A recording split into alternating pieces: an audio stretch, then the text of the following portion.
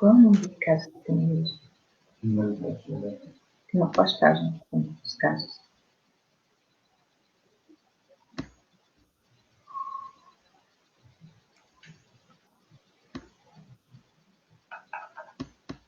Né?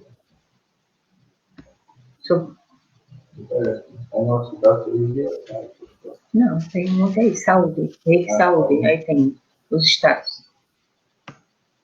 Balanço. Ok. Boa noite, pessoal. Estamos aqui iniciando um novo quadro na programação daqui da Band FM, se chama Agenda Web. Na verdade, é uma extensão do programa Agenda Comunitária, que acontece durante as manhãs, né, na semana, das 7h30 às 9h30.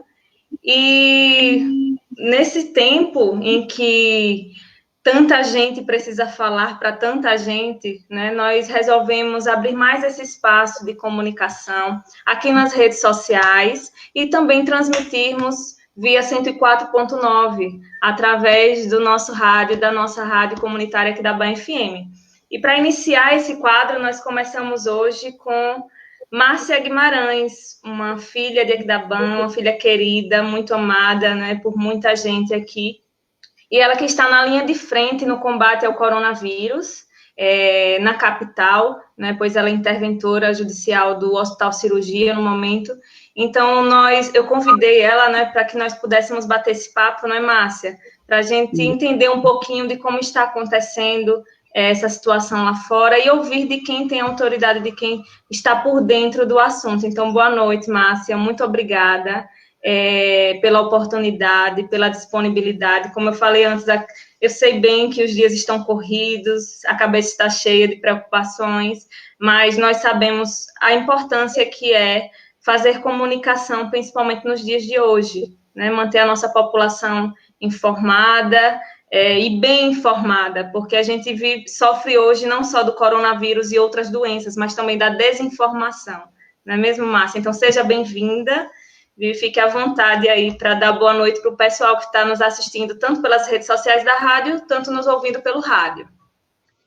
Boa noite a todos. Eu é que fico muito feliz por estar compartilhando com você esse momento, essa abertura, né? É um momento especial, e um momento especial também estar falando para o povo da minha cidade aí, né? Aqui da Ban. É uma cidade que eu vou quase toda semana, né? Então, a missão é difícil, a missão é boa, mas é de Deus, e por isso a gente aguenta. Ele dá força. Muito obrigada, Melina, por ter convidado e por ter me escolhido, né, para estar inaugurando esse momento aí especial para a rádio e para a população daqui da Ban. Obrigada também. Márcia, como tem gente que nos ouve, que nos assiste em vários lugares, não só em Aquidabã mesmo, tem muitos filhos de Aquidabã que se encontram fora da nossa cidade, que foram embora há muito tempo. Eu gostaria que você se apresentasse enquanto suas raízes aqui em Aquidabã, se apresentasse, falasse um pouquinho de quem é a sua família aqui, da sua história aqui em Aquidabã, para que as pessoas pudessem entender quem é Márcia. Pronto. Márcia tem 51 anos de idade, sou filha de Aquidabã, inclusive sinto até falta do movimento que a gente fazia. Tinha uns bailes maravilhosos. Sim. Que a gente falava que eram os filhos de Aquidabã, que se dava aqui no Yacht Clube de Aracaju. Minha família, eu sou filha de Francisca Assis de Oliveira, chamavam Chico Cirilo, e Dona Zé, que é Maria Matos, né? Meu pai é do povoado de Lagoa do Mato. Eu sou a primeira filha dele que nasci na cidade de Aquidabã. Os demais todos tinham nascido. Eu sou a penúltima das filhas, são 7 filhos, né? E eu sou a penúltima. Só eu e minha irmã Eliana nascemos em Aquidabã, na cidade, porque no povoado de Lagoa do Mato e em Santa Terezinha nasceram meus outros irmãos, né?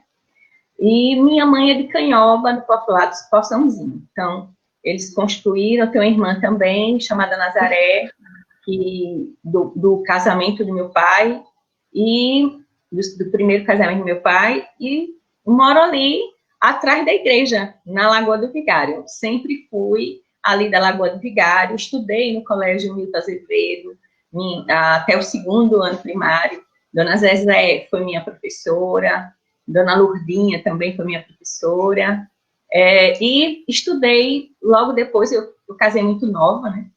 Eu fugi, como dizia aqui da... Como diz o Aquidauanense, né? Eu tinha 3 anos, e aí eu acabei voltando, né, para estudar em Aquidauã, estudei em Nações Unidas, no Colégio Francisco Figueiredo, e depois retornei aqui para a cidade, voltando para a capital, onde terminei meus estudos e consegui me formar. Sou formada em enfermagem, sou enfermeira há 25 anos. Já trabalhei em vários locais, né, hospitais privados, sou hoje funcionária também pública, tanto do município de Aracaju, concursada, como do estado de Sergipe, né? Mas minha família é uma família querida, que eu visito sempre, minha mãe mora aí, meus irmãos moram aí, né? A gente é chamada família Ganso, mas Zé Ganso, o Ganso, todo mundo fala. Mas é muito bom sempre estar em Aquidauã, e a raiz, ela é quem mantém a fruta, é quem mantém a folha, é quem mantém a gente forte, e por isso eu não deixo de ir, tanto ver meus amigos como minha família. É por isso que é tão querida aqui, não é? Porque feliz de quem sai para voar longe, não é? Mas sabe de onde veio, sabe de onde saiu e zela por isso, né? Eu também morei em Aracaju, agora estou mais aqui em Aquidauã, mas morei um bom tempo em Aracaju. E é muito bom a gente se capacitar, a gente se desenvolver fora, mas sem esquecer das nossas raízes, do nosso povo, e trazer sempre, não é, o que a gente aprende de bom lá fora, para reverter em benefício do nosso povo. E Aquidauã, com certeza, é muito grata pelos benefícios que você acaba trazendo através do seu conhecimento, Márcia, para cá. Eu gostaria agora que você explicasse a respeito de todo esse processo de intervenção, né, no Hospital Cirurgia, como tudo isso aconteceu, qual é o seu papel hoje no Hospital Cirurgia, que é um ícone, né, na capital e no estado, uma referência em todo o estado. Olha, e interessante, eu também tive o prazer de estar aí no município de Aquidauã, quando a gente fundou, né, na pessoa era o tempo de Eurico, prefeito, HBT, o vice, e Cida era a secretária de saúde. E a gente fundou aí no município o programa Saúde da Família, né, que não existia até a época. E eu permaneci aí trabalhando uns 2 anos, fui muito feliz também em trabalhar aí e ter colocado esse programa para funcionar em todos os povoados. Veja, meu trabalho na secretaria, minha atividade é a Secretaria de Estado da Saúde, né? Então, eu estava como diretora de gestão de sistema, lidando com 75 municípios e os seus secretários municipais de saúde, e ligada diretamente ao secretário, né? Passei por 4 secretários como diretora, e quando Valberto Lima chegou e houve a questão, na verdade, de uma mudança no contrato, o Hospital de Cirurgia era sempre vinculado à Secretaria do Município de Aracaju.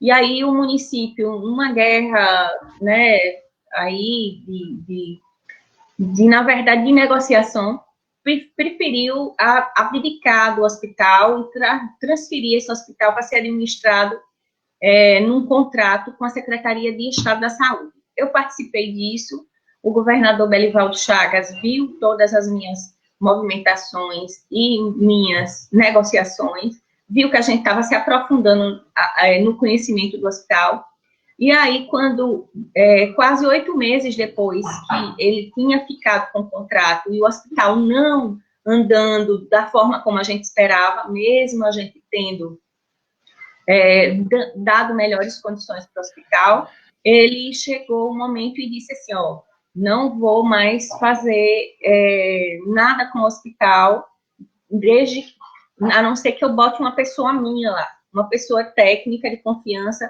que eu sei que tudo aquilo que a gente indicar, o hospital vai praticar. Então, aí eu chego no Hospital Cirurgia, no começo de setembro, né? Foi quase um presente de aniversário.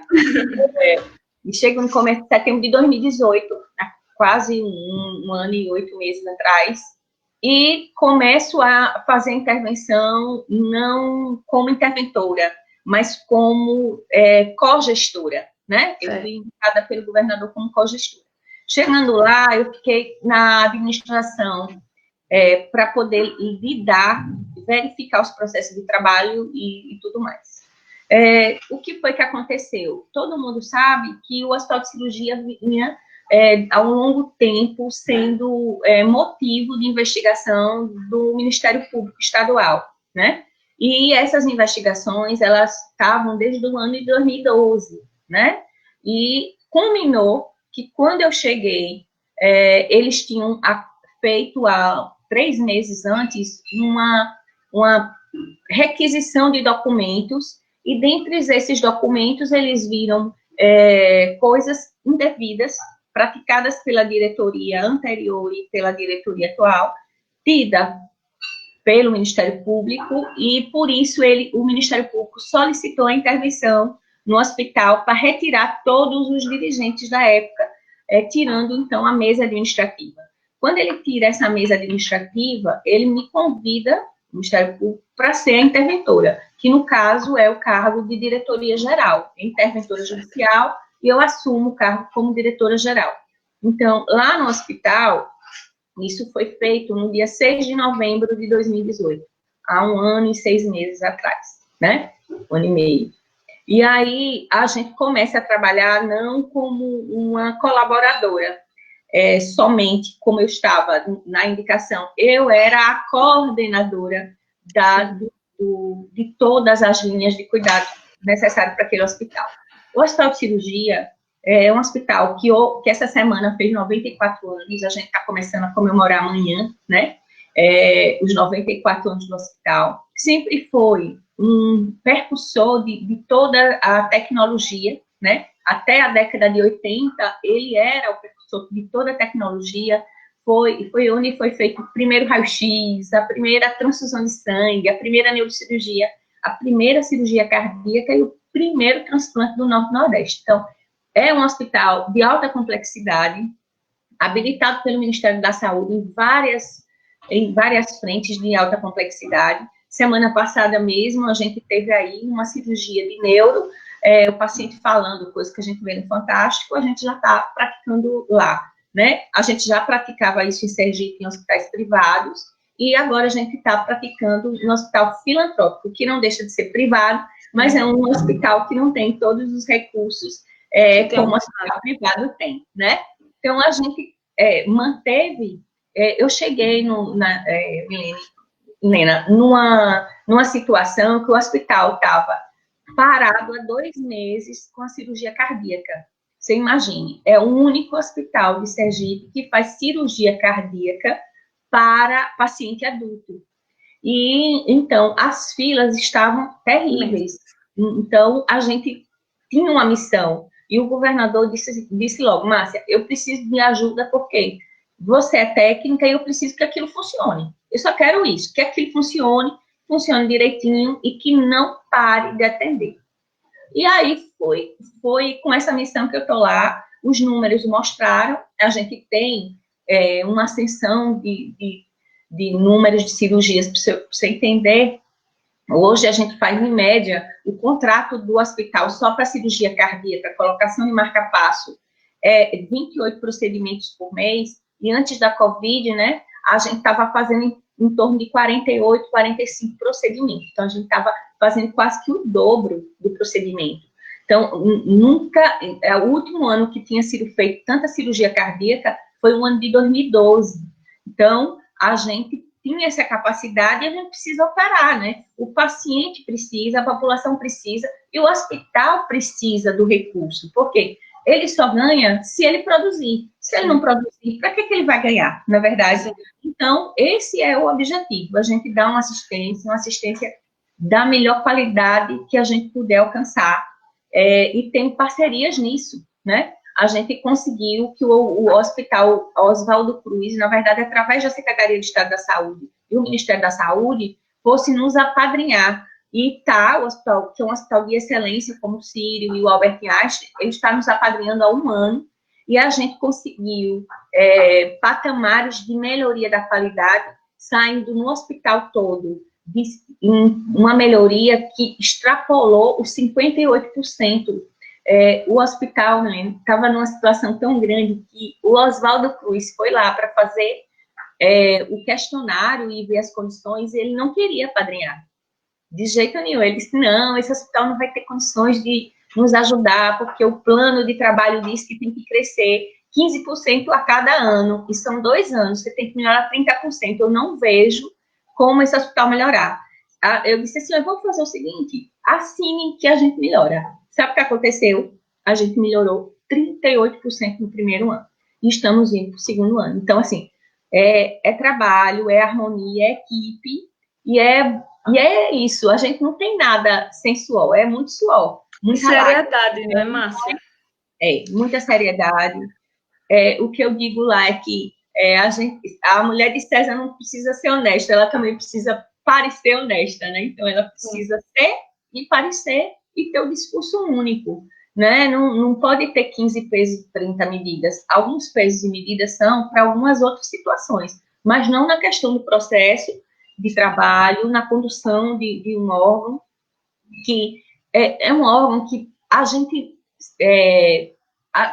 tem muito para produzir ainda.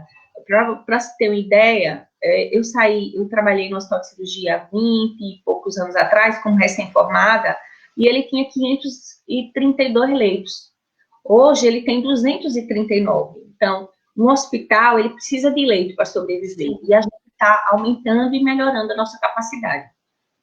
Que bom, Márcia. Eu acredito que não só profissionalmente, mas pessoalmente também, foi um desafio imenso, porque é um processo delicado, né? Você passou por um processo delicado até chegar onde chegou, porque foi um processo judicial que envolve muita gente, né? Que estava na diretoria, e tem todo um legado, como você falou, é um patrimônio praticamente centenário, não é isso? 94 anos já. Então, é uma responsabilidade muito grande, é toda uma história. E quando você fala em não só ser, mas parecer também, eu acho que é justamente por causa de toda uma história que carrega e por causa dessa fase ruim pelo qual o hospital passou. Então, tem que fazer e tem que parecer também. É a questão da transparência, que no início da nossa conversa, antes de trazer a live para o ar, né, você colocou bem, é necessário não só trabalhar, mas ter transparência e colocar para público o que de fato está acontecendo, até para que as pessoas possam ter uma nova compreensão, né, do que é a realidade do Hospital de Cirurgia, confiar na saúde do nosso estado, confiar mais na saúde do nosso estado e confiar mais nas pessoas, nos gestores, porque principalmente no mundo que nós vivemos hoje, nós estamos incrédulos uns nos outros, nas gestões, nos políticos. Então, é muito enriquecedor quando a gente se depara com um exemplo como esse, né? E, para mim, particularmente falando, é mais enriquecedor ainda por se tratar de uma mulher à frente, né, de um desafio tão grande. A gente se sente muito, muito honrada pelo seu exemplo, e nós, enquanto aquidabanenses também, né, de saber, quando a gente vê as notícias, de saber, essa é daqui, é nossa, é daqui da Ban. Mas, Márcia, agora eu queria saber qual está sendo o papel do Hospital de Cirurgia nessa pandemia. Eu gostaria só de destacar que você falou certo, uma mulher, né? Se a gente chegar no salão do Conselho Deliberativo do hospital, Helena, você vai ver que só tem homens dos quadros. Sei como é. Tipo, 1926, só homens. E homens e médicos. Só tiveram dois que não foram médicos. O restante, todos os médicos. E aí eu olho assim, poxa, uma mulher e enfermeira, né? Então, vai para frente. Veja, o Hospital de Cirurgia, ele é um hospital, ele foi do que foi primeiro procurado pela Secretaria de Estado da Saúde para verificar o que a gente poderia contribuir. Por quê? Porque no momento de pandemia, o que todo mundo fala e que está aí pregado, é que o volume de pessoas adoecidas aumenta sobremaneira, fazendo com que o sistema de saúde não aguenta. O sistema de saúde hoje, a gente já sabe que ele já é superlotado, né? Tem questões de superlotação. Você imagine uma coisa aumentada em até 40 vezes, que era o esperado, né? Então, o que é que a gente disse? Na época que ela procurou, que foi no iniciozinho antes um pouquinho de carnaval, o que foi que eu disse? Gente, a gente tem capacidade para ajudar, sim. A gente vai abrir leito.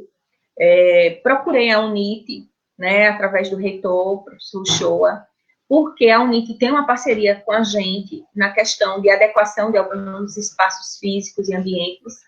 E o que foi que eu disse? Veja, a gente está com a UTI geral, que vai ter 20 leitos, que vocês vão entregar em maio, e aí eu preciso que vocês entreguem isso antes. E aí, porque a gente precisa botar para funcionar, porque se essa pandemia chegar aqui, na verdade não era nem, acho que pandemia ainda, se essa situação chegar aqui, vai ser uma situação que a gente vai precisar de leito de UTI. E aí o professor Shoa disse assim, não, mas a gente vai chamar a construtora e vai adiantar em tudo. E fez isso. Entregou para a gente logo no comecinho de abril, logo no comecinho de março, e a gente fez a montagem todinha de tudo que faltava e solicitamos, então, a secretaria que fizesse a contagem da gente como leitos de UTI. E aí a secretaria disse, Márcia, eu também vou precisar de leitos de enfermaria. E aí a gente pegou também, tinha uma ala que estava fechada, nós organizamos essa ala e estamos abrindo ela, 18 leitos já abrimos hoje à tarde, e mais 26 leitos vão ser entregues na próxima semana, ou talvez até essa sexta-feira. Então, a gente vai ter 47 leitos de internamento, e vai ter internamento de enfermaria, dividido entre suspeito e confirmado, e vai ter o que já temos, né? Desde o dia 3 de abril, a gente inaugurou 10 leitos da UTI, e na semana passada a gente inaugurou mais os outros 10. Colocamos à disposição. Então, a gente está hoje com 20 leitos de UTI. No momento, nós estamos com 8 pacientes nessa UTI, sendo que desses 8, 2 são casos suspeitos, e 2 entraram hoje, esses 2 suspeitos entraram hoje à tarde, após meio-dia. Eles devem estar, a gente deve estar recebendo o resultado até amanhã, e aí, o que é que acontece? A gente bota o paciente nessa área de isolamento, quando ele é confirmado, a gente transfere ele de leito para a área comum da UTI, e quando ele é negativo, a gente devolve ele para a UTI geral, se for o caso, ou para uma ala de enfermaria, né? Quando se dá negativo. Veja, a disseminação já está tão impregnada na nossa comunidade, que, por incrível que pareça, tem 3 casos lá nessa UTI, que são pacientes vítimas de trauma. A primeira foi uma senhorinha de 83 anos, ela caiu em casa. Eu acredito até que ela já deveria estar com sintomas, e por isso ela deve ter tido alguma vertigem, alguma coisa, e caiu. Quebrou o fêmur e quebrou o húmero, né? Os 2 ossos longos. E foi levada para o hospital de Itabaiana, e no outro dia foi levada para o hospital USE e veio para a gente no dia. Ela teve o acidente dia 16 e chegou para a gente dia 19. Chegou por volta de 10 da manhã e já por volta de 5 da tarde ela já começou a sentir dificuldade respiratória. O médico suspeitou, fez o exame, a gente colocou ela, foi a primeira paciente da gente na UTI desde o dia 19 do 4 que ela está lá, e ela se mantém, e foi surpresa para a gente ter dado positivo. Então, ela entrou com trauma e deu positivo para a Covid. E a gente já está com mais 2 casos desse tipo. Então, a gente nota que não é só... as pessoas vão para o hospital, às vezes com outras coisas, um trauma, por exemplo, e acaba ela estando já com a Covid e passando essa situação que a gente tem que fazer a transferência de leito. Eles não entraram como Covid, mas estavam com ele. Então, a gente tem esses leitos e a gente faz, então, a segregação, né? São os leitos de UTI, a gente, hoje, nós compramos um telefone que vai ser colocado amanhã, por quê? Porque a enfermeira chegou para mim e disse, Márcia, a gente está com pacientes que não vê a família há algum tempo, porque é proibido fazer, a gente proibiu e é instituído visita, porque é a contaminação, né? Sim. E até porque também, para a família fazer a visita, precisaria ter os EPIs todinhos, e EPIs os equipamentos de proteção individual, eles estão difíceis no mercado, então a gente tem que tê-los e priorizar, né? Também. Priorizar, então eles não ficam. E aí ela disse, compre um tablet ou um telefone bem grande para que eles possam conversar. E hoje à tarde, o médico usou o telefone dele próprio e ligou. E o paciente ficou muito feliz. Ele disse que conversou até com o cachorro dele.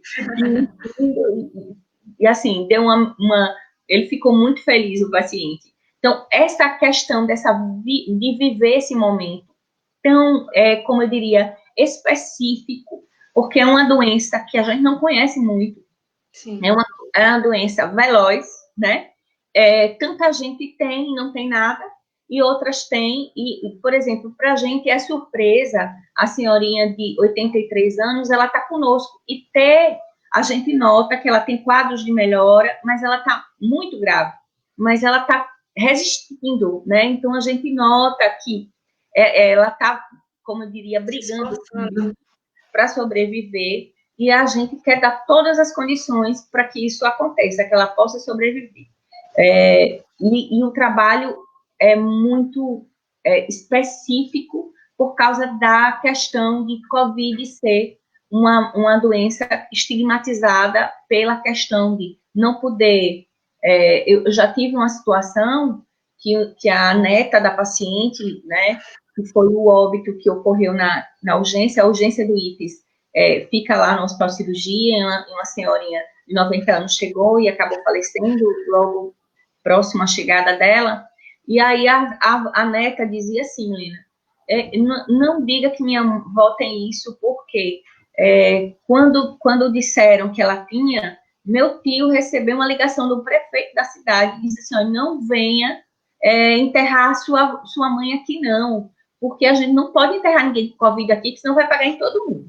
Então, assim, a família passa por uma situação de perda, e ainda mais, ela dizia assim, ela não vai poder se enterrar onde ela queria se enterrar, porque ela, com certeza... Onde a família está, né? Então, esse drama da família, a gente vivencia enquanto profissional e também como diretora. Por quê? Porque as equipes de saúde, quando a gente discute, a gente tem reuniões diárias com as equipes, serviço social, com fisioterapia, com o coordenador da UTI, os enfermeiros, e aí eu pergunto, hoje, como foi o dia, né? E aí a gente começa conversando essas angústias do dia a dia, que é muito, como diria, é o lado humano, né? E que mexe tanto com o nosso culto, né? Que a gente tem, o normal da gente é ter o velório, é ter aquele choro, é ter aquela aglomeração. Eu digo que meu marido, minha mãe disse que meu marido ele é piolho de velório. Não podia ter um velório aqui da banca e meu marido ia, o Washington Guimarães. O Guimarães é dele, né? Uhum. Aí ele até diz assim, Márcia, como é que você é Márcia de Oliveira Guimarães, mas só bota um Márcia Guimarães? Eu digo, não, mãe, foi o que pegou. Mas de Oliveira tá aqui, ele quer de pai e mãe.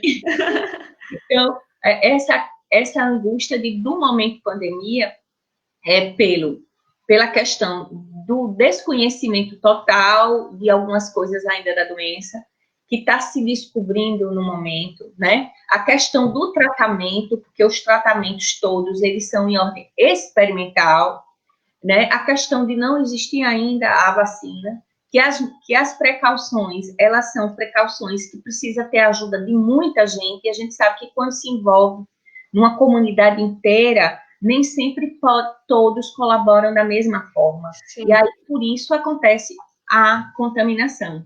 E a outra questão, que é a questão da vivência da família, do trabalhador e da família do paciente também, que a gente tem que lidar. São mudanças, são situações atípicas e mudanças bruscas num curto espaço de tempo, né? Porque mexe com o cultural também, mexe com o emocional, mexe com o cultural, que é a questão do ritual, né? Dos velórios que nós temos aqui. É muito complicado. E, assim, dói só de imaginar. Dói de imaginar a dor do outro, dói de imaginar que aconteça com um dos nossos e isso faz, espero que pelo menos faça com a maioria, né? Com que a gente passe a tomar mais cuidados, pelo menos é o que se espera, porque nós estamos numa situação que não basta contarmos com os nossos próprios cuidados, né? Nós precisamos que o outro se cuide também, para que a gente fique bem. Muito complicado. Aqui em Aquidauana, a gente vive também essa questão do estigma.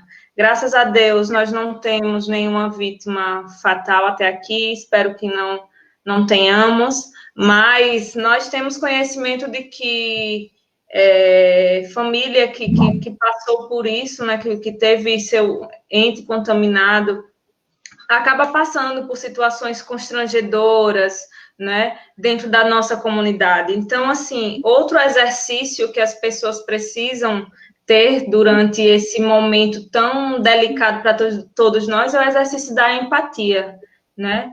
É muito difícil já passar por uma situação tão difícil que é estar com alguém da família contaminada e ter que tomar cuidados que às vezes são tão delicados, são tão simples que acabam sendo complicados, né? Os cuidados para que a gente não se contamine, não contamine o outro, são tão simples que a gente acaba, a atenção é redobrada, né? Então já tem toda essa delicadeza da situação e ainda a gente passar por preconceitos, por situações vexatórias, constrangedoras, é muito complicado. Então, é preciso que a gente também se coloque no lugar do outro, né? Principalmente quando nós vivemos numa comunidade menor, é um município pequeno, com poucos habitantes. Então, desde o início, Márcia, que nós aqui na Rádio Comunitária Aquidauana FM estamos buscando diuturnamente fazer esse trabalho de conscientização, tanto trazendo para dentro da rádio, dentro, entre aspas, né, que nós estamos fazendo esse trabalho remoto, mas trazer para dentro da rádio as pessoas que têm autoridade e competência para falar sobre o assunto, para informar a população, provocando os órgãos, provocando toda a sociedade para que venham informar, para que venham também dizer os seus anseios, para que a gente se integre em um só objetivo, que é o objetivo de blindar aqui da BAN. É a única, eu costumo dizer isso em todas as minhas participações, a única coisa que a gente pode fazer por isso, por essa situação que tem uma dimensão planetária, não é? É o mundo inteiro que está passando por isso, a única coisa que a gente pode fazer é cuidar da nossa casa e cuidar da nossa comunidade. A gente não pode salvar o país, mas a gente pode salvar a nossa família, a gente pode salvar a nossa comunidade, né? Então, que a gente possa se unir em torno desse objetivo. Mas e a sua lida pessoal dentro da sua casa, com a sua família? Como é que está sendo esse vai e vem do hospital para casa? Como está sendo seu dia a dia dentro dessa conjuntura? Eu, inclusive, me envolvi nessa situação do primeiro caso de Aquidauana, né? Uma pessoa muito próxima a mim e que ela estava muito angustiada exatamente por uma questão de ter a angústia de não saber, porque era uma criança, né? Uma criança, e não saber sobre a evolução e principalmente do apoio das pessoas, né? Principalmente grupos de WhatsApp, e a gente precisa ter muito cuidado. Eu digo assim, ó, quer discutir alguma coisa? Ligue para a pessoa, não mande uma mensagem de discussão no WhatsApp, não, porque vai dar... Se espalha muitas vezes descontextualizada, né? Exatamente. É complicado. A primeira coisa é que minha mãe, na primeira coisa, minha mãe disse assim, minha filha, você não vem mais aqui tão cedo, né? Porque eu já sou idosa, tenho diabetes. E aí? Eu disse, não, mamãe, não se preocupe, não. Se eu for, eu vou ter os cuidados, né?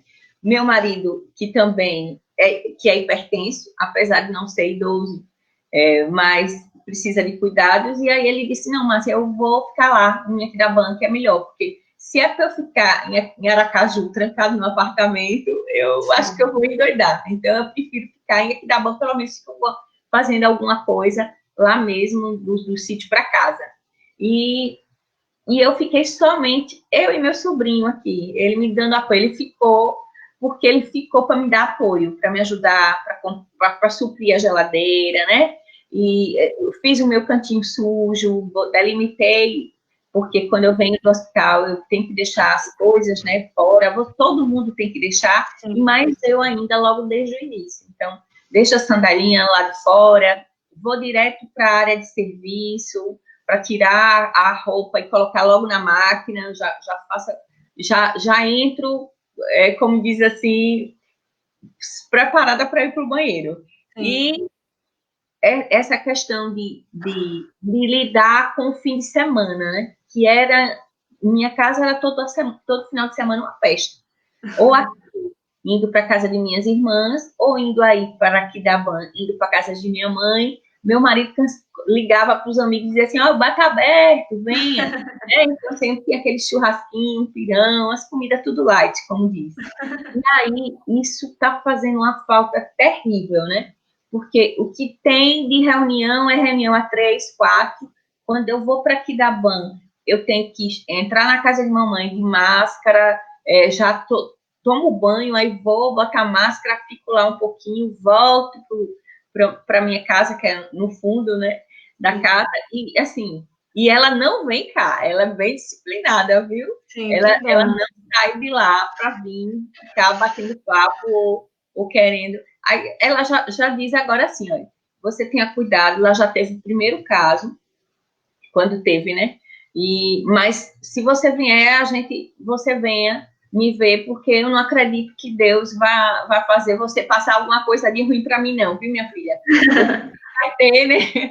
Eu disse, minha mãe, mas a gente não pode contar com isso. E aí a gente tem esses cuidados agora mesmo, Dia das Mães. Eu estava dizendo, como é que vai ser esse Dia das Mães, né? Todo mundo, eu já fiquei preocupada com o feriado, já fiquei preocupada na Páscoa, e a gente nota que, se a gente for pensar e ver direitinho, a Páscoa, onde houve mais movimentações de família, aqui no prédio mesmo que eu moro, eu notei, ficou quase vazio. Eu disse, para onde foram, né, essas pessoas? Então, elas foram se juntar às famílias. E aí a gente veio uma quantidade crescente de casos. Logo depois, né? Então, não foi só testar.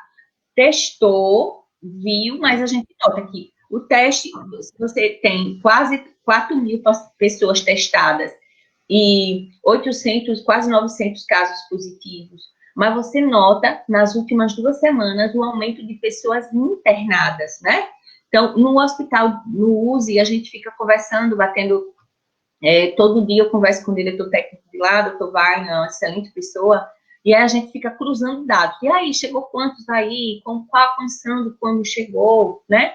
Então, ontem, por exemplo, eles têm lá 10 leitos de enfermaria e 10 leitos de UTI. Eles estavam com 5 leitos. A gente ficou semanas com as UTIs vazias, as duas, né? E aí, vem se alargando. Ontem ele estava com 5, quer dizer, que 50% da capacidade de UTI já preenchida, e na enfermaria, menina, ele não tinha mais nenhuma vaga.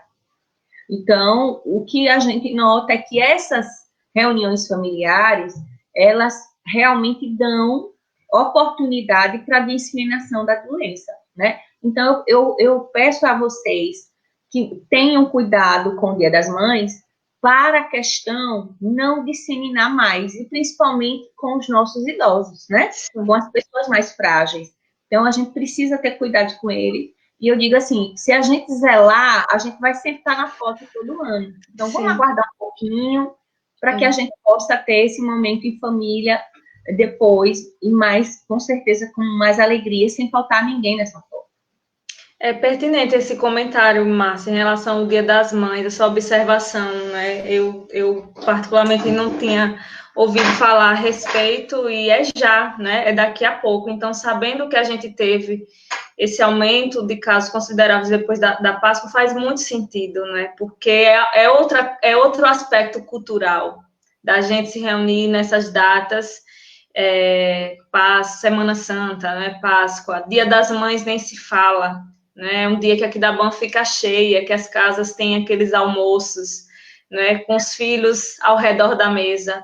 Então, é para o bem, né, é para o nosso bem e é para que, quem sabe no Natal, nós possamos estar juntos, reunindo, comemorando, celebrando a superação desse momento tão difícil, né, Márcia? Isso mesmo. Como eu disse, eu gostei de uma mensagem que mandaram para mim, se a gente zelar agora, segurar, a gente vai se manter todo mundo na foto, né? E assim, nesse momento, Milena, de muita discussão na sociedade, principalmente nos debates, nos jornais, né? Que eu digo assim, que enquanto outros países se uniram, a gente parece que virou uma pandemia política, uma pandemia de saúde. Então, assim, a gente está lidando com duas pandemias, sempre que uma pandemia é uma pandemia, vamos dizer, local, que é a questão de quem está certo, quem está errado, ou um buscando uma linha e outro outra, se autodegladiando, prejudicando, no meu entender, a população. Porque a população fica à mercê de seguir a linha política de quem é sua tendência. Sim. E no momento que a gente não tem que seguir linha política, a gente tem que pensar na linha de saúde, linha de cuidado. Na linha da ciência, não é? Exatamente. Então, eu acho que não teve um momento pior para que houvesse esses embates tão fortes no Brasil do que um momento como esse. Porque a gente sabe do impacto que vai haver, né, que já está havendo na questão econômica. Porque se a gente pegar, por exemplo, o Dia das Mães, a discussão toda da questão do governador ter afrouxado um pouco o decreto há 10 dias atrás, foi porque era uma preocupação com relação ao Dia das Mães. É o dia que mais vende, né? Então, é o dia que mais o comércio se mobiliza. É a melhor data, talvez. Diz que não, porque diz que perto do dia dos namorados, né? É aquela piada, porque mãe só tem uma e namorado você tem vários. Repare. Então vai. Mas o que eu quero dizer a gente tem um momento difícil na sociedade com relação à manutenção dos empregos, o governo aí dizendo que talvez daqui a 60, 90 dias não tenha condição de pagar folha, né? Então, tem esse contexto todo, e ainda tem a questão de, muitas vezes, as discussões em famílias. Eu vejo no grupo de WhatsApp que eu participo de 4 de uma família e 4 de outra, eu não sei por que tanto grupo, mas é assim as tendências, né? E ainda essa preocupação, eu disse, meu rapaz, a gente não sabe se está vivo amanhã, e fica defendendo isso ou defendendo aquilo. O que a gente precisa cuidar agora é um do outro, cuidar um do outro, ter solidariedade. A gente precisa ter unidade e solidariedade, né? Eu vejo isso, menino, lá no hospital, nos nossos trabalhadores, né? A gente foi contemplado, a semana passada, com várias empresas que doaram momentos de delícias e relaxamento. Então, o grupo Senise, ele doou para o plantão inteiro esfinhas, e aí levaram lá para eles terem uma hora de degustação e poder relaxar um pouco, né? O Insurto, a sorveteria que só tem surdos, eles doaram um momento de relaxamento com sorvete, né? A gente tem a Cacau Show, que doa os chocolates, a gente distribui os chocolates. A gente tem a Blend Burger, que doa hambúrguer. Por quê? Porque o trabalhador, ele está tenso.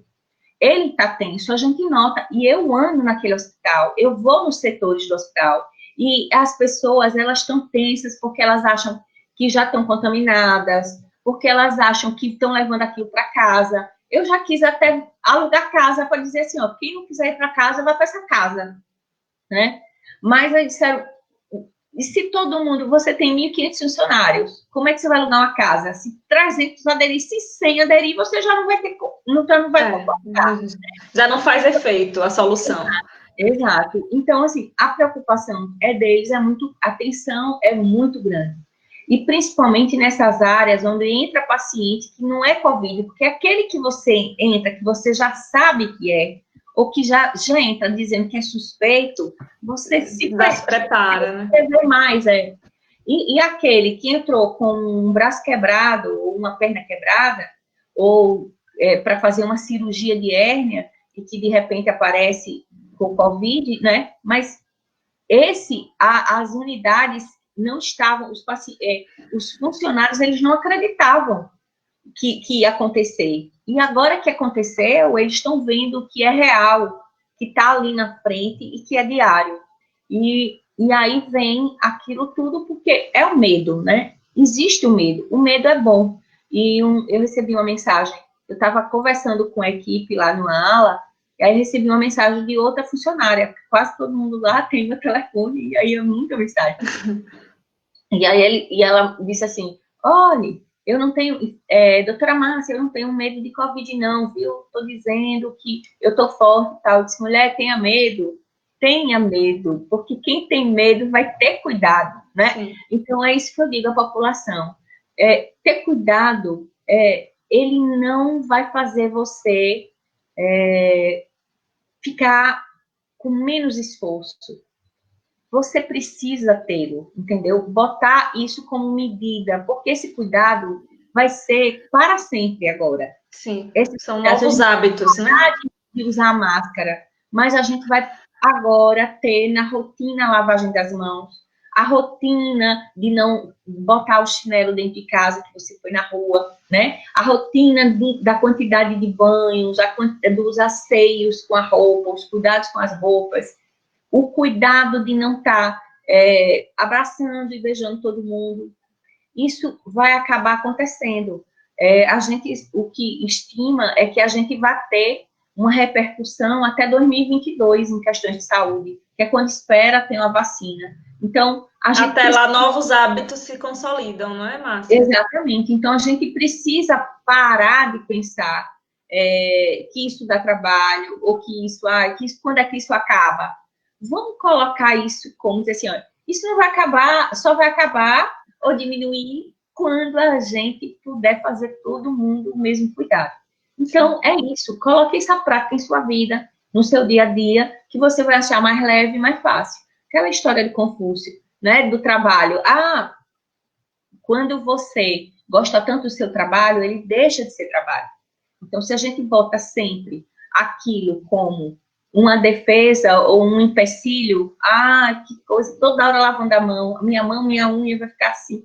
Gente, é melhor estar vivo, é melhor estar aqui, é melhor estar em família.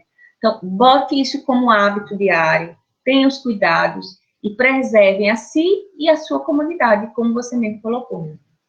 Até porque os cuidados que a gente está se acostumando a ter são cuidados necessários, de fato, né? Talvez não com pânico, né? Com a tensão que a gente está vivendo hoje, mas a partir do momento que a gente adotar de fato, que se tornarem parte do nosso dia a dia, a gente vai entender que sempre foi necessário, na verdade, né? Mas a higiene, a higiene pessoal, a higiene como um todo, ela se desenvolveu a partir do tempo também. A gente não nasceu com esses hábitos que nós temos hoje de tomar banho, então foi um processo que se deu, né, até a gente chegar nos hábitos que temos hoje. Então, esses acontecimentos, eles vêm para isso também, para mudar toda uma sociedade quando necessário, né? A gente estava num mundo velho, num mundo cheio de vícios, e feliz daquele, eu acredito, Márcia, que passar por essa tempestade tendo aprendido, né? Tendo aprendido, porque são inúmeras reflexões relacionadas a diversas pautas. É saúde, é economia, é política, né? Porque quando eu falo política, eu não falo de política partidária, eu falo de política pública.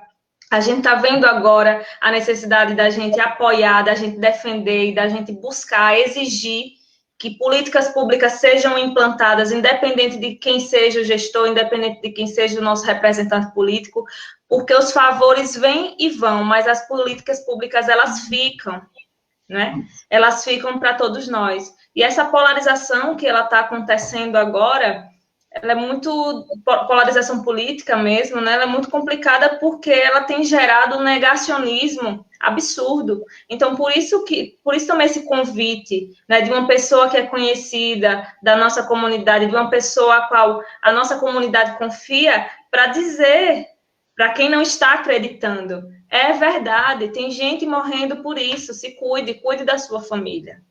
Né? Os números são enormes, são exorbitantes, então é necessário que as pessoas acreditem, como você mesma disse, quem não acredita provavelmente não se cuida. Exato. Né? Se você não se cuida, você não cuida do outro também.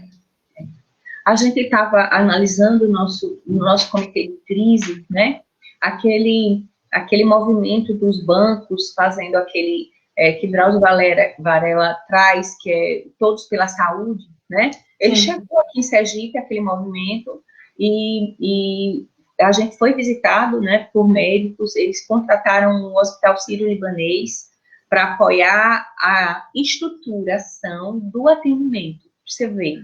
Então, assim, a gente tem, a sociedade tem se dado as mãos, ela tem buscado, realmente, os empresários, eles têm colocado isso, eles têm entendido que eles precisam colaborar mais e têm feito essa parte.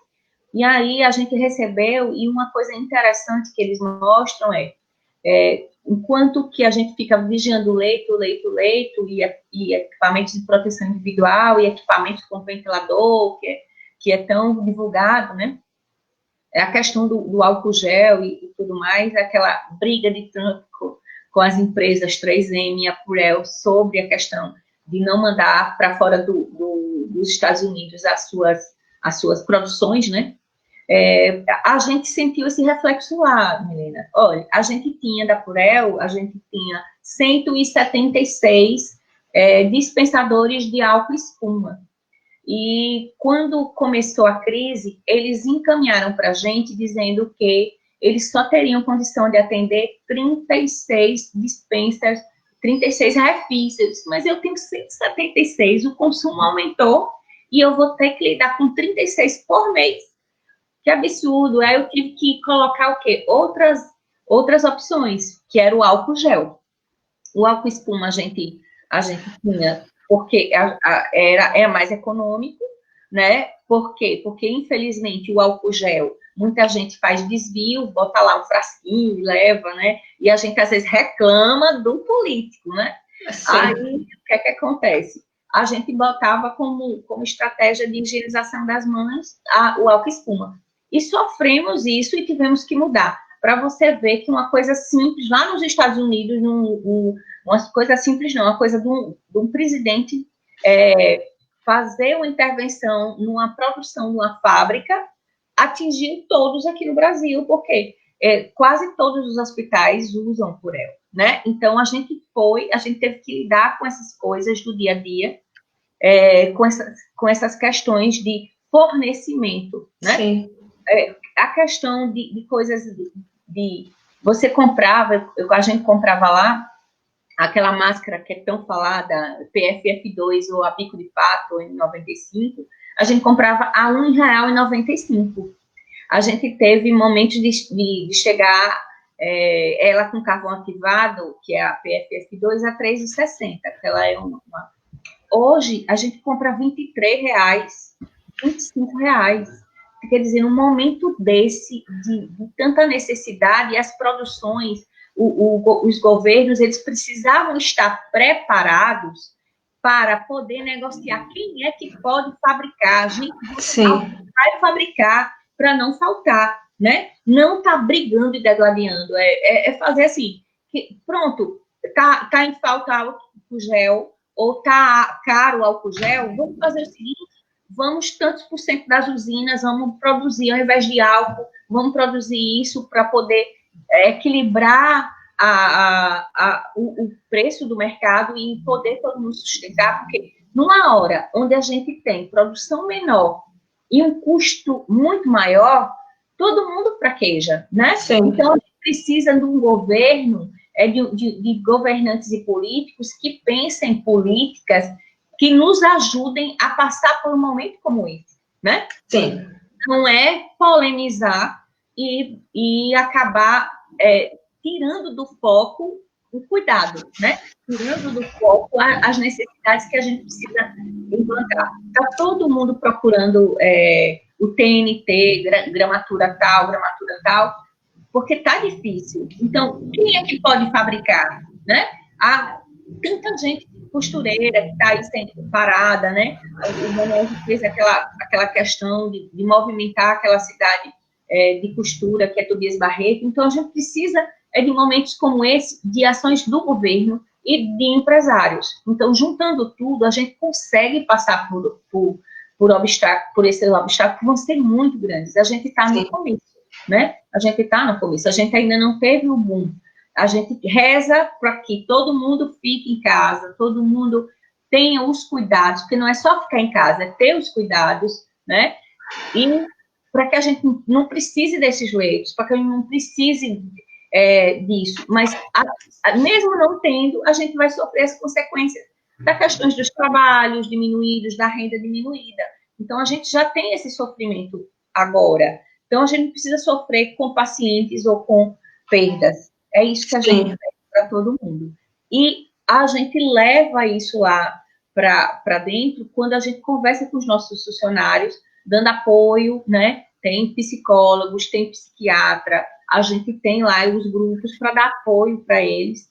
E na população mesmo, a população que tá, tem o grupo de CVV, tem o 0800 para ligar, para dar apoio. Então, a gente pode estar compartilhando e ajudando muito nesse momento. O seu vizinho, a sua família, de alguma forma, mas não deixando de ter os cuidados devidos e as precauções, né? Para que a gente não... É uma rede, não é, Márcia? São várias engrenagens juntas, na verdade, e uma depende da outra. A gente está chegando ao final, Márcia. Eu vou ler as mensagens aqui rapidinho e a gente se despede. Que daqui a pouco tem a Voz do Brasil ainda. Diz que é a Voz do Brasil, né? Vou lá dizer, ó. Desiane Carvalho está mandando aqui uma mensagem. Boa noite, Milena. Eu sou muito grata a Márcia Guimarães. Ela é muito especial para a minha família. Tem outras aqui. Boa noite, povo querido de Aquidabã, Maria Inês, Vanete Alves. Parabéns por ser essa grande mulher. Que Deus lhe abençoe sempre. Doris Lima. Márcia é um dos nomes que orgulha a nossa Aquidabã. Eliana Oliveira, é compromisso e ética. Essa Eliana eu conheço. Jeane Santos, boa noite, povo da minha cidade natal, saudades. Silvia Ramos, parabéns, cunhada querida. Rafael Ferreira, ótimo trabalho, Márcia. Ibéria Maria, essa eu também conheço. Que Deus lhe fortaleça e proteja, querida Márcia. Nós somos felizes e gratos a Deus pelo seu sucesso e reconhecimento profissional. O Hospital Cirurgia está em boas mãos. Flávio da Saúde, aqui aplaudindo a entrevista. Rosemary Matos, temos que ter os devidos cuidados, isso mesmo, Rosemary. Aparecida Lima também aplaudindo. Rita Cássia também aplaudindo. A Mauri, mandando uma boa noite. Niva Matos, que Deus te proteja sempre. Maísa Rocha, essa eu também conheço. Que entrevista maravilhosa e necessária. Parabéns aqui da Bem FM 104.9 pela iniciativa. Tem aqui Milan Dias, Niva Matos também mandando aplausos de novo. Maísa Rocha. Márcia é um ser iluminado, presença muito marcante em nossas vidas. Eu e minha família temos muito a agradecer. Gratidão, querida. Deus lhe proteja sempre. Franco e Timóteo, parabéns pela transmissão. Qualidade na rádio e nas redes sociais. Obrigada, gente, pela audiência. Para quem não me conhece, eu sou uma das colaboradoras da Rádio Comunitária aqui da Bem FM, estou diretora agora. A gente vem se empenhando muito, com muita dificuldade, para a gente intermediar essa situação, não é, aqui na nossa cidade, essa situação difícil. Estamos há 11 anos, Márcia, no ar, você deve conhecer um pouquinho da nossa história, né? Há 3 anos, aproximadamente, eu estou à frente da emissora e a gente vem tentando modernizar, acompanhar também, né, as redes sociais, a nova era da tecnologia, né, para a gente se adaptar, atingir a todos os nossos públicos e trazer a boa informação para a nossa população, né? Então, com certeza, esse foi um momento muito enriquecedor. Mandar um beijo, um abraço para o pessoal que está nos ouvindo pelo rádio. E eu gostaria que você fizesse suas considerações finais para a gente se despedir. Então, aproveitando, eu diria que 11 anos, né? Aquidauã sempre foi uma cidade que eu diria que ela é a capital da região, né? Eu lembro do Cine Teatro São José, nós tínhamos cinema, e eu até estudando aqui em Aracaju, os amigos, eu dizia assim, eu vou assistir, um dia de sábado a gente vai para o cinema, e aqui não tem cinema, tem cinema. Então, a rádio comunitária de Aquidauã, ela pode ser a top do top, porque ela tem potencial, eu vejo você, Milena, esse potencial, quanta desenvoltura, né, em você tratar e lidar, né, e está sempre buscando inovações, como esse programa de hoje, né, espero que muitos filhos de Aquidauã e muitos que não sejam, mas que possam contribuir com Aquidauã, sejam apresentados aqui para o bem, com certeza, da coletividade. Sim. Eu só quero agradecer a todos, agradecer a vocês. Essa cidade é uma cidade querida e uma cidade que está se cuidando, né? Pelo número de casos e pelo número de habitantes de Aquidauã, a gente nota que ela está se cuidando, que as autoridades aí têm buscado medidas de prevenção. Eu tinha, né, bloqueio para poder averiguar a situação, distribuição de máscaras, né? Nesse momento é que a gente vê o que o cuidado ele pode melhorar na sua vida. Então, façam isso, aproveitem e pensem um pouco, não nas dificuldades, mas no que pode, o melhor é estar junto, o melhor é estar vivo. Então, isso não é dificuldade, isso é o viver e o bom viver, né? Sim. Então, agradeço demais você ter me escolhido hoje. Agradeço demais a missão que Deus me deu de ser enfermeira e estar à frente do hospital de cirurgia, e um beijo bem grande à minha família que está toda aí. Eu vi até minhas primas do Rio de Janeiro entrando. Que bacana. Interessante, então fica todo mundo de olho. Parabéns, menina, e parabéns aqui da Aquidauã. Obrigada, Márcia. O trabalho que a Rádio Comunitária traz para vocês, viu? Boa noite. Obrigada. Sempre. Se eu puder contribuir, a gente está lá. Tá certo, Márcia. Muito obrigada. Boa noite, pessoal. Não vai dar para a gente ficar mais para ler o restante das mensagens, mas teremos outras oportunidades. Um beijo a todos e até a próxima.